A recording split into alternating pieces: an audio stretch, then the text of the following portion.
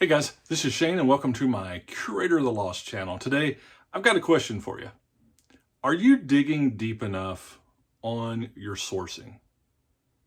Are you thinking out of the box? Are you going to areas that you don't, subjects that you may not be comfortable with or know about? Are you increasing your learning? Are you getting on the bottom shelf? Are you trying to hit new places? Are you digging deep? Are you trying hard? So I'm going to answer that question for me, or try to, or give you an example of maybe I haven't been trying hard enough. And it's a simple example, but it starts with this book, and it's this applied economics analysis for engineers and managers. And I understand technical books, and I've got an engineering background. I got kind of an edge on that. I kind of know subjects that I think are pretty good for resale. This was more in a business. They put this one more in a business economics section, which I've had over the years very little success at. And I typically, to be honest, I have like one library that has this section that's economics and law. And when I'm walking through, I kind of do a quick look for, I think it's the Black's Law Dictionary. Pretty easy to spot. Other than that, I really don't look at the section. I know other times too, because of the way people put things out, it's a consumer thing too, right? Getting on the top shelf or getting on the bottom shelf, it's not as easy as the middle shelf. If you're getting on that bottom shelf, you're in the floor, or your leg, you get the leg burn. It's the bookseller leg burn, right? When you're on the bottom shelf, and sometimes you're tired, or you don't have much time, so those are the last shelves. But this particular book, it doesn't. I saw it and I was like, oh well, let's just look it up, and it sold about, had an E-score of 10, so it's selling every maybe 3 weeks or so. It's, kind of the average. But it's what's listed for fulfilled by Amazon. No, what was merchant fulfilled, $200 for this book. Now, I paid $6 for it, and you guys that have followed me for a while are going to say, what in the heck is wrong with Shane? And part of it is the stores I go to, their prices are going up. It seems like across the board they're going up. And the stock, things seem to be going down. I'm still not sure what's going on with that. But I think that's what's made me kind of start, when I go to a place and I do my normal sections and my normal genres, things that I know about, and I'm not finding anything, I think, well, okay, that was a quick look. I need to expand. I need to push myself. I need to look into this. So when I found this in this particular book, that it's not a quick turn. It's a thinner book. It's not going to thinner sales, right? It's not going to sell one every day. But for $6, for the potential to sell it for $200, I'll take that. I can bring the price down and still make great profit on it. But it was in the section that I'm not normally going to.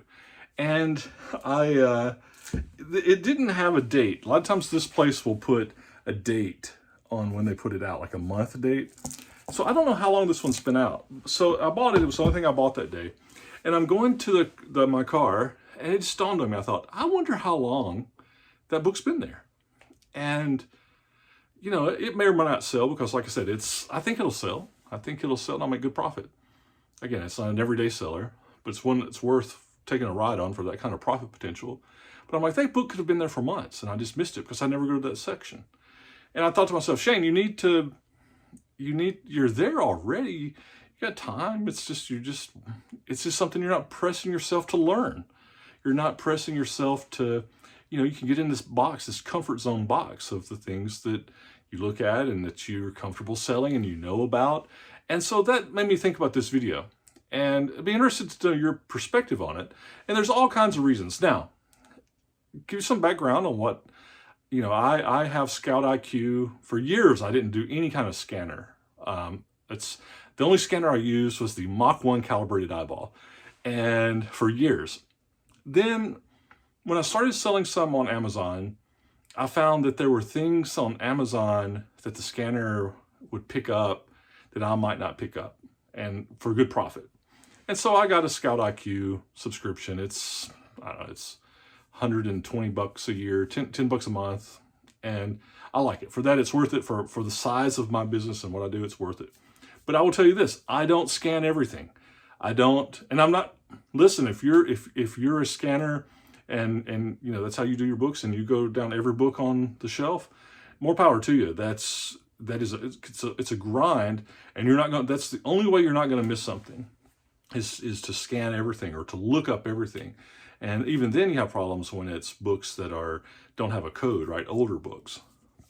So that's not the subject of this, is to like, you know, I know people are in very different camps on scanning, but I use scanning. I use a hybrid method.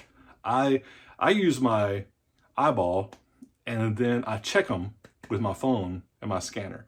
If you don't have a scanner, and when I say scanner, I'm just using the app on my phone and using my phone. I don't have a Bluetooth separate little scanner, which can work faster. So it's, you know, it's good stuff. For what I do is fine. I just look at them with my eyeball, and if I think it's, hey, this is a good subject, I like this, what's this? I'll check it.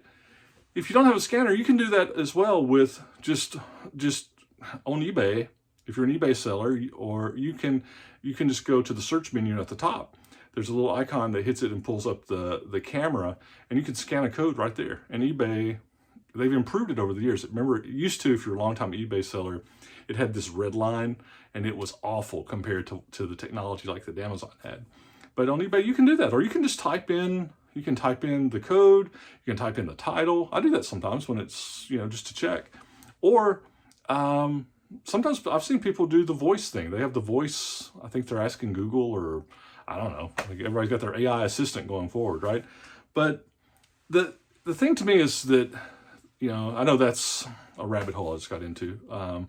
But the thing to me is to be cognizant of myself, that I want to continue to push, right? I want to challenge myself to learn about other subject matters, learn other genres, so that when I take my Mach 1 calibrated eyeball and I'm scanning with my eyeballs, that I'm like, oh, I like this genre. I have success with this type of book. I'm not memorizing specific titles. There are some books that I resell that I find every so often. But I'll tell you, as a bookseller for me, the number of different books I sell versus repeats, the number of different books far, far outweigh like selling the same book over and over.